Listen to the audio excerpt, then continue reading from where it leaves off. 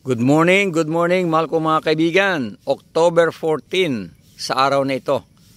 Muli kong ipapakita sa inyo ang seafront update. Ito yung bangka. Yan. Tingnan nyo ang dagat, napakakintab. Yan. Ito po ang harapan ng aming bahay. Ito yung tinatawag nating Faigaw Seafront View. Seafront View. Ayan. Napakalinaw ang dagat.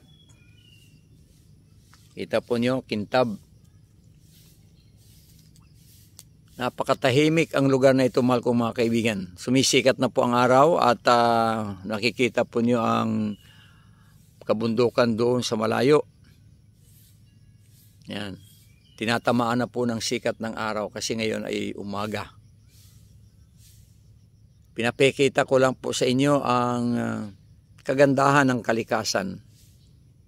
Kagandahan ng mga nilikha ng ating Panginoon, ang kabundukan, ganon din ang dagat, ganon din ang mga laman ng dagat.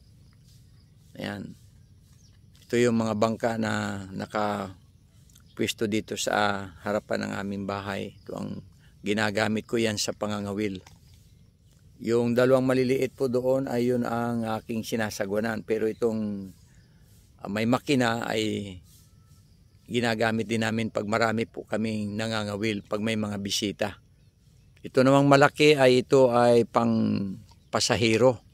Pag may gustong pumuntang puerto ay 25 minutes naroon na po sa puerto. Dalawa ang makina po nito. Kaya mabilis. So kung kayo po ay may mga panukalang mamasyal po dito sa seafront, magsabi lang po kayo para sa gayon ay ma-schedule po natin ang inyong magagandang mga plano.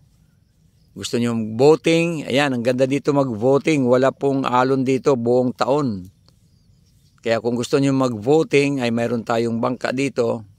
Paikot-ikot lang tayo dito. Oh. Kalmang-kalma. At panuorin natin ang magandang kalikasan.